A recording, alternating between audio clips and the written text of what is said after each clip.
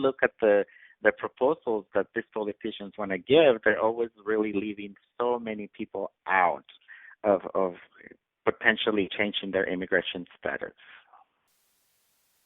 Thank you. Thank you. Now, you're doing a lot of activism and work, Jennicet.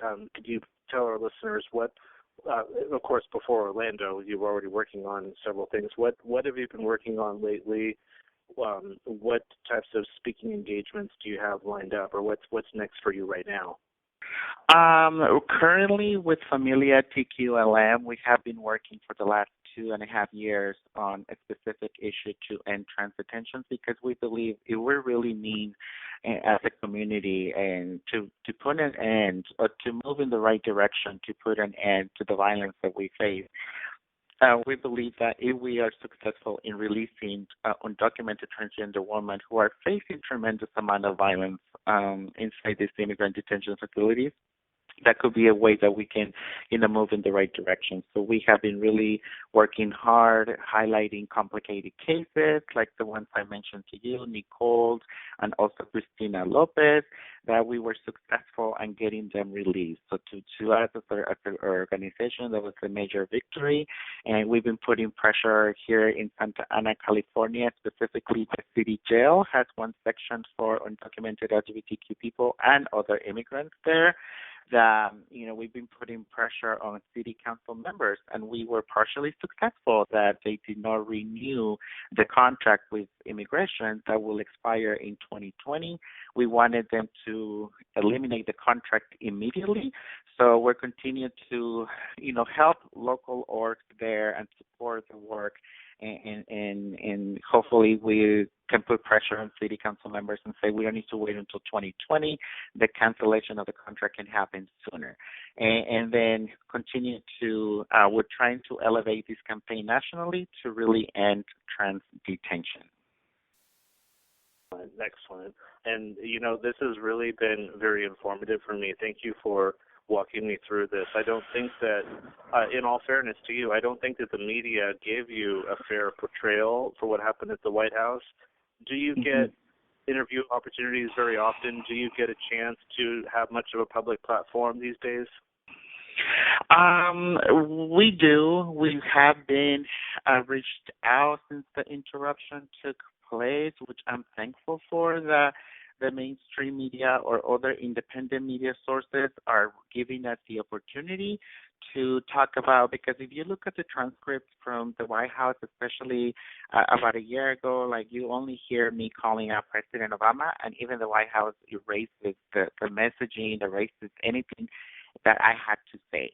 So I've been able to speak on the issues, the organization and other organizations who have been working so much around ending all deportations, have been able to have multiple sources of media that are reporting on the issues that are impacting our community. So, yes. Exactly. And for the record, we have been making many attempts for at least 6 months to obtain, even brief interviews with the president, with presidential candidates. We've been unsuccessful.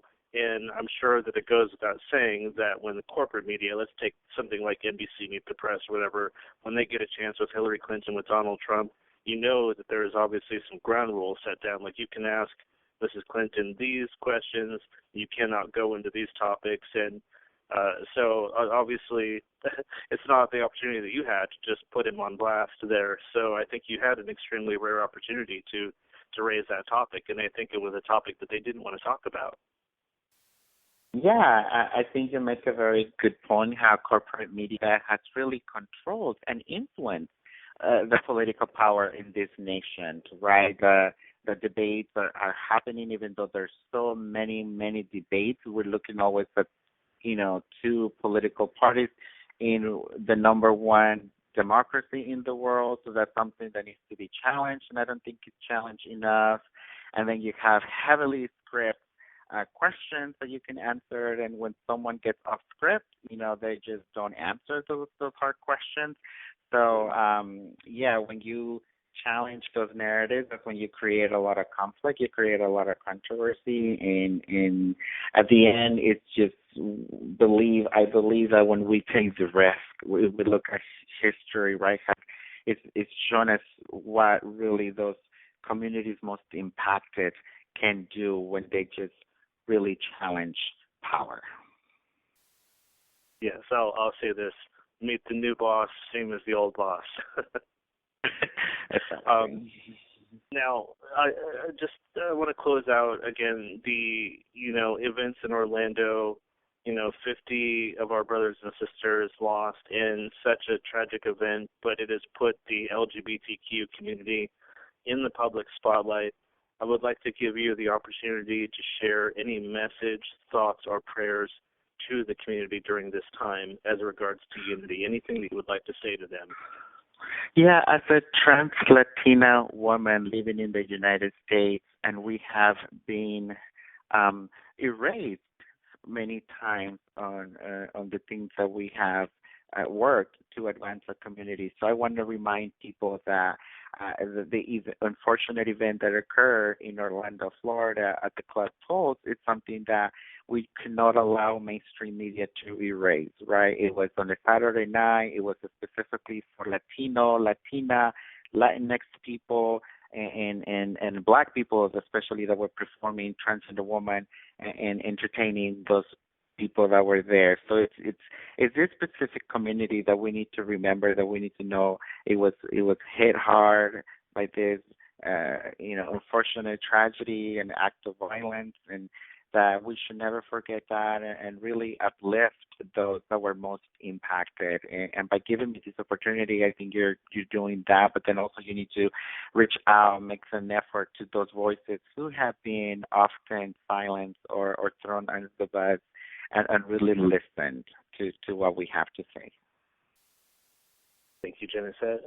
Where can our listeners find you online, and where can they find Familia TQLM?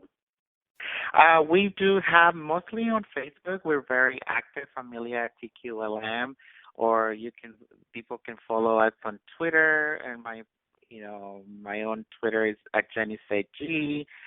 People can find me on Facebook as well, or Instagram. Okay.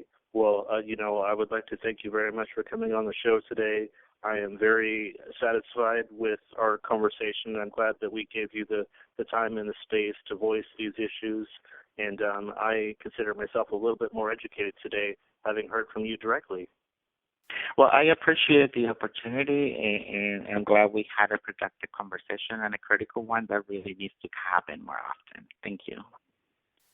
Thank you, Jennicet. I appreciate that, and you're more than welcome to come on our show anytime. Oh, my pleasure. Have a great day. Have a good night. Thank you. You've been listening to Gay News Radio on the GNR Radio Network. Download our mobile app for iPhone and Android today. And have a good gay.